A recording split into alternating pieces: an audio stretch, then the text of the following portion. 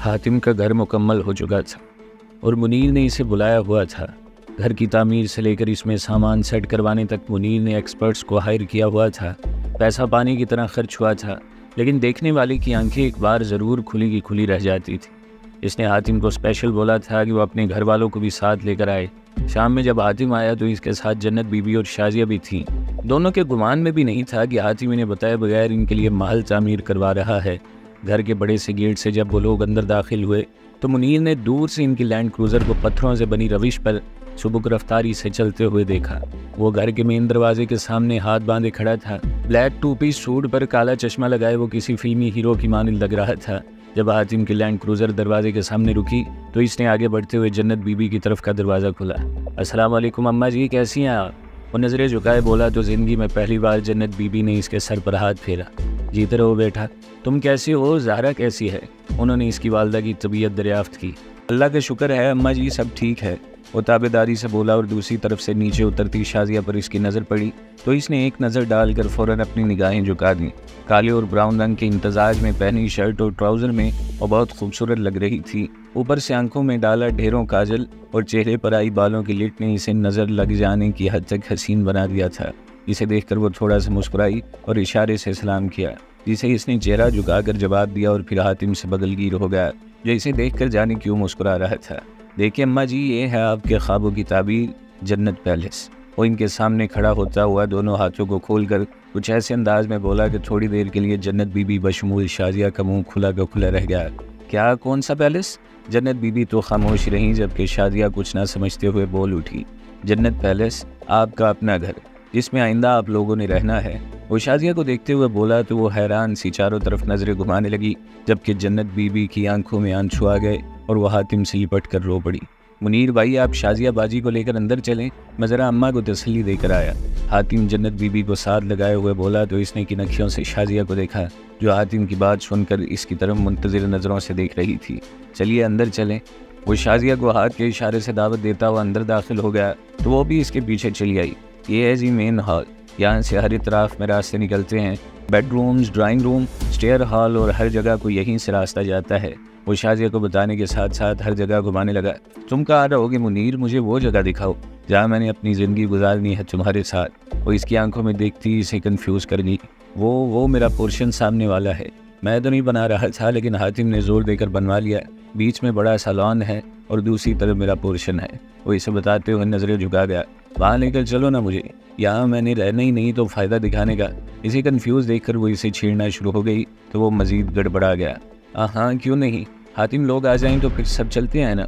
वो इधर उधर देखते हुए बोला तो शाजिया ने इसे बाजू से पकड़ लिया और इसके बाजू में अपना बाजू डालकर इसे खींचने लगी और बदहवास सा होकर इसके साथ खींचा चला गया।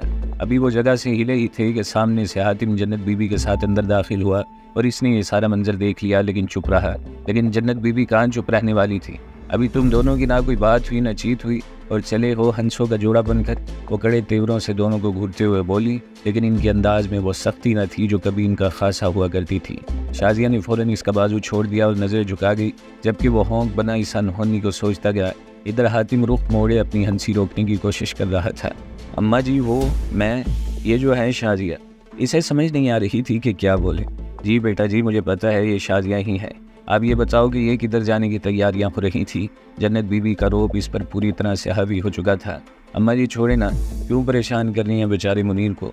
मुनीर भाई दिखाओ ना घर। हातिम इन्हें बीच में टोकते हुए बोला तो जन्नत बीबी अपनी हंसी दबाकर ऐसी हो गई जैसे कुछ देखा सुना ही ना हो और फिर पूरे घर में घूम घूम कर वो लोग थक गए। इसने इन्हें एक एक कमरा एक एक कोना दिखाया और इनकी आंखें 27 से खुलती चली गईं।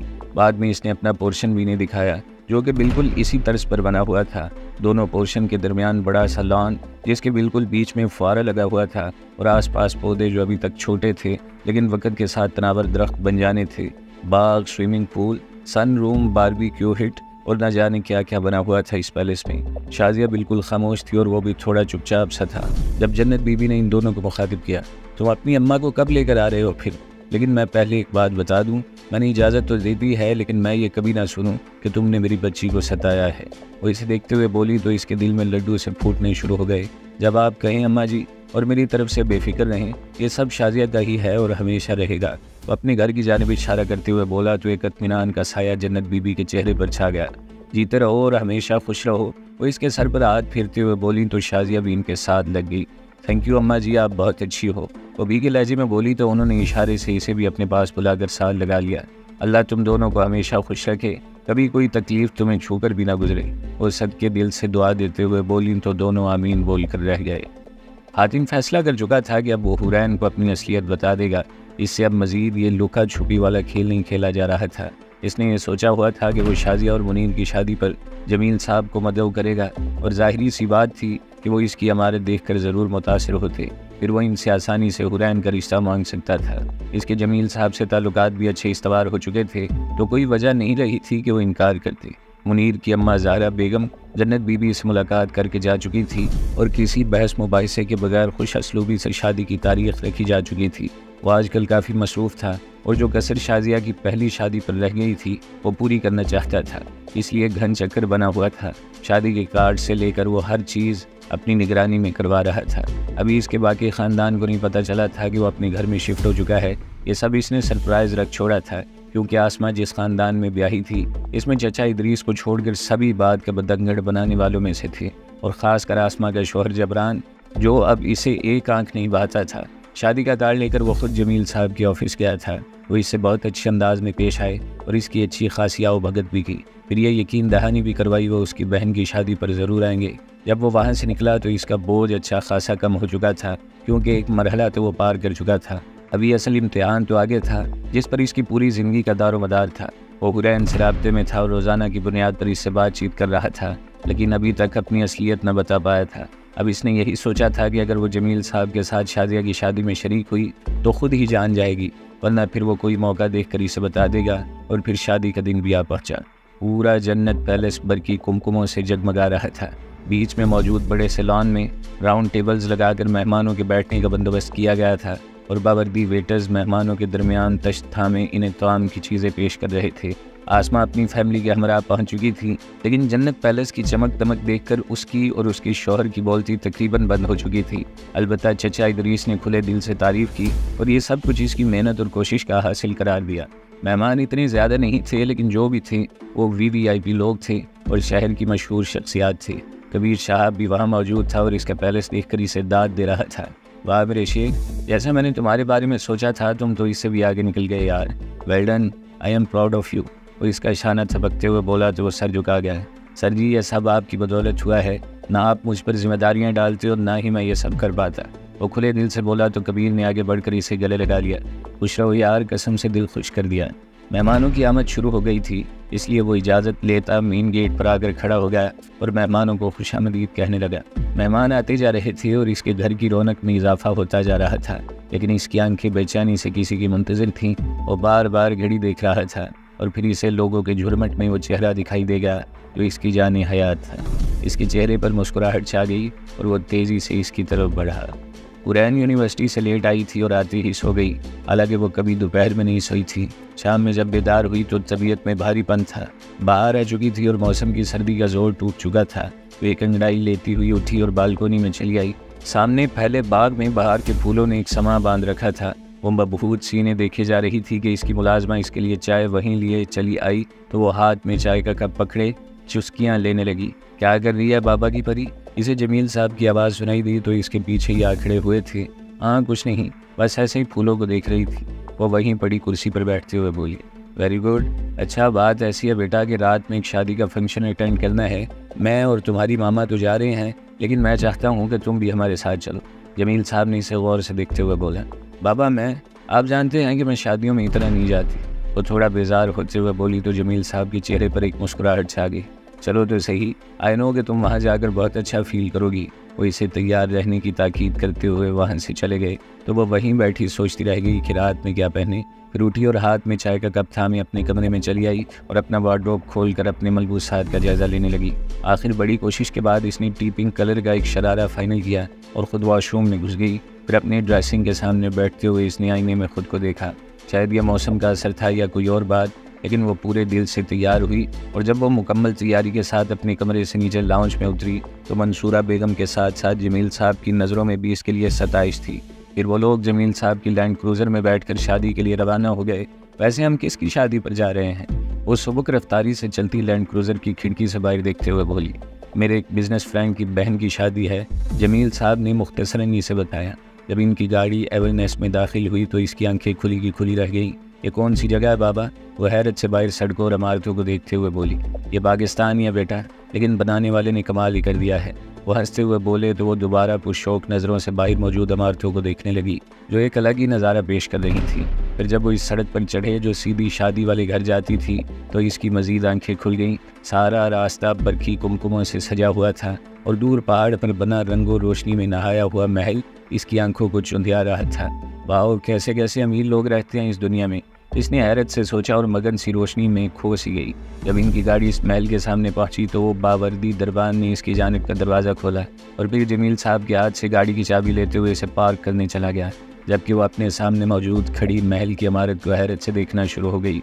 इसे अब ये अदराक हो रहा था कि इसका अपना घर, जो कि इसकी नज़र में बहुत ही बड़ा और आलीशान था, इस महल के सामने बहुत छोटा और बेवकूफ़ लग रहा था। वो जमील साहब के पीछे चलती हुई इस महल के बड़े से गेट तक पहुंची जो पूरा खुला हुआ था और अंदर मौजूद लॉन तक सुर्ख रंग का कालीन बिछा हुआ था जिस पर चलकर लोग वहां तक पहुंच रहे थे। तो इसकी नज़र गेट के साथ लगे सुतून पर मौजूद तख्ती पर पड़ी जिस पर जली हरूफ में जन्नत पैलेस लिखा हुआ था।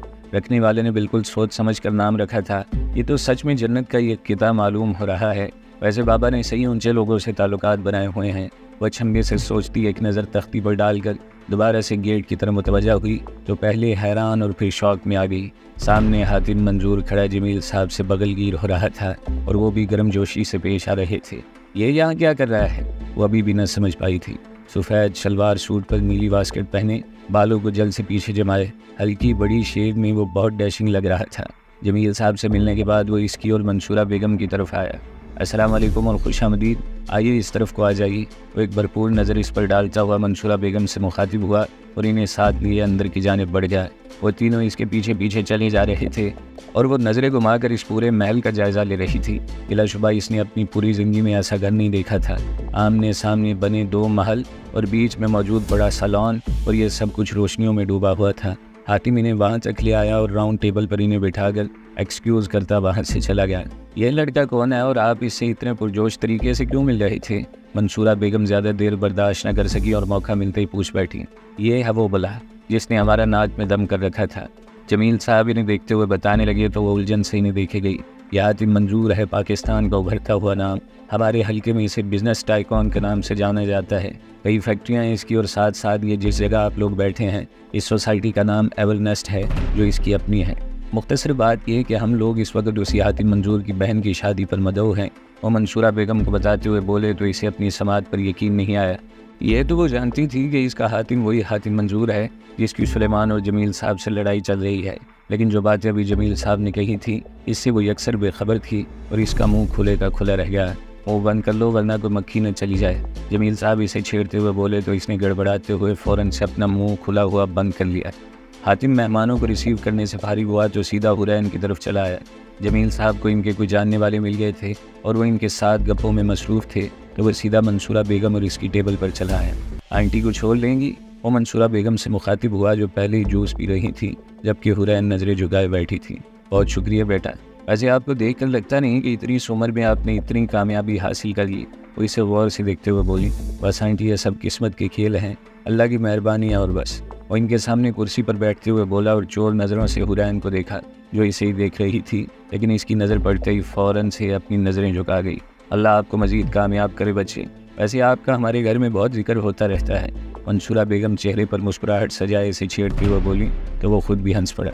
जी आंटी जानता हूँ मैं, हालात ही कुछ ऐसे थे बस, लेकिन अब मामला ठीक हो गए हैं जमील साहब से, तो अब आपको थोड़ा कम सुनने को मिलेगा मेरा जिक्र। वो ख़ास हुरैन की तरफ देखते हुए बोला तो अपनी भौएं उचकाते हुए थोड़ा सा मुस्कुरा दी। अल्लाह करे बेटा, वरना आपको देखकर तो बिल्कुल नहीं लगता कि आप इतने ख़तरनाक भी हो सकते हो। मंसूरा बेगम इसे डीट करते हुए बोली तो वो नज़रें झुका गया। भाई इनसे मिलो, ये हैं हमारी जान से प्यारी साहबजादी हुरैन जमील खाकवानी। यूँ समझ लो कि इसमें मेरी जान है। इसे मंसूरा बेगम के साथ बैठा देखकर जमील साहब खुद भी उठकर टेबल की तरफ चले आए थे और अब इससे हुरैन का तारुफ करवा रहे थे। कैसी हैं आप? वो हुरैन को देखते हुए ऐसे बोला जैसे आज से पहले वो इससे नावाकिफ़ था। वो सर उठाकर इसे देखती सर हिलाकर रह गई। आपने अपने घर में मेरा कैसा इमेज बना रखा है जमील साहब? आंटी को मुझसे बहुत शिकवे हैं। वो जमील साहब को देखते हुए बोला तो वो हंस पड़े।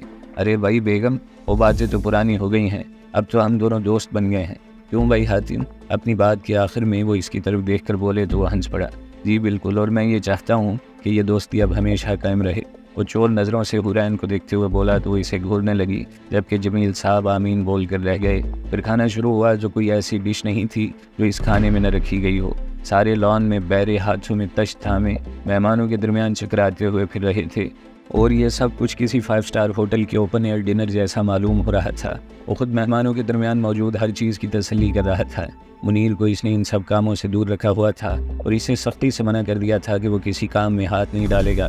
खाने के बाद जब शाजिया आई और इसे स्टेज पर बिठाया गया तो सबके साथ साथ इसकी अपनी आंखें भी खुली की खुली रह गई। वो वाकई में बहुत प्यारी लग रही थी और मेकअप करने वाले ने यकीनन कमाल ही कर दिया था। मुनीर भी लशपश सा तैयार हुआ, बहुत पुरवकार लग रहा था। काली शेरवानी पर सुर्ख कुला सजाए वो किसी रियासत के शहजादे की मानिक दिख रहा था। वो लॉन के एक कोने में खड़ा ये सब भीगी आंखों से देख रहा था और खुश भी था कि इसकी बहन का घर दोबारा से आबाद हो गया। वाह हातिम मंजूर वाह, आपने तो मुझे बिल्कुल हैरान ही कर दिया। सोच रही हूँ कि खुश हूँ या इस बात का शौक बनाऊँ कि आपने मुझसे कितने झूठ बोले। वो सामने देख रहा था जब इसे अपने पीछे से हुरैन की आवाज़ आई और वो चौंक कर पलटा। लेट मी एक्सप्लेन दिस, मैं चाहता हूँ कि तुम तवज्जो से मेरी पूरी बात सुन लो एक बार। हातिम इसे गौर से देखते हुए बोला, मैं एक गरीब आदमी हूँ, फैक्ट्री में जॉब करता हूँ। एक बार सेट हो जाऊँ तो तुम्हारा हाथ मांग लूँगा।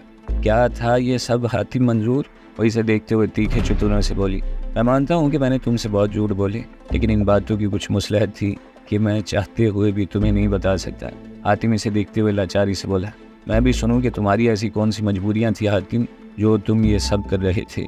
हुरैन अब इसका पीछा आराम से छोड़ने वाली नहीं थी। मैं तुम्हें खोना नहीं चाहता था। कई बार कोशिश की कि तुम्हें सब कुछ बता दूं, लेकिन हर बार डर जाता था। बस इसी में वक्त गुजरता गया और मैंने ये समझ लिया कि जब किस्मत में हुआ तुम मेरे सामने खुद ही आ जाओगी, और देखो आज तुम मेरे सामने खड़ी हो। वो इसे देखकर मुस्कुराने लगा। तुमने मेरे बाबा को परेशान किया, मेरे भाई को मारा पीटा, हमारा कितना नुकसान कर दिया। अब तुम ये उम्मीद रखते हो कि ये सब जानने के बाद भी मैं तुमसे मोहब्बत करूँगी? हुरैन इसे देखकर सवालिया अंदाज में बोली तो इसे अपना दिल डूबता हुआ महसूस हुआ। हुरैन प्लीज़ मेरी पोजीशन को समझो, मैंने गलती की। ओके मैं मानता हूँ, लेकिन प्लीज़ ऐसी बातें मत करो जिससे मेरा दिल हर्ट हो। वो इसे परेशानी से देखने लगा। इस बात का जवाब मैं तुम्हें घर जाकर दूंगी। तुमने तो मुझे कहीं का नहीं छोड़ा हातिम, अपनी बेस्टी कहते थे और सब कुछ ही छुपाते रहे। हुरैन अफसोस से बोली वहाँ से निकलती चली गई और वो इसे रोक भी ना पाया। फिर बाकी के फंक्शन में वो कितनी बार इसे मतवजा करने की कोशिश में लग रहा, लेकिन इसने भूल कर भी इस पर दोबारा नज़र न डाली। वो उदास सा हो गया था, लेकिन बहन की शादी का मौका था, इसलिए दूसरे कामों में ख़ुद को मसरूफ़ कर लिया। सारी रौनकें अब इसके लिए फीकी पड़ गई थी। और फिर शाजिया की रुखसती के बाद वो अपने कमरे में चला गया।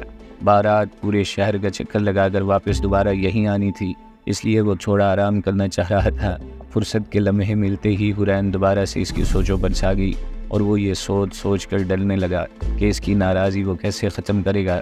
इसके बगैर जीना इसके लिए ऐसा ही था जैसे पानी के बगैर मछली। इन्हीं सोचों में डूबे जाने कब इसकी आँख लग गई थी।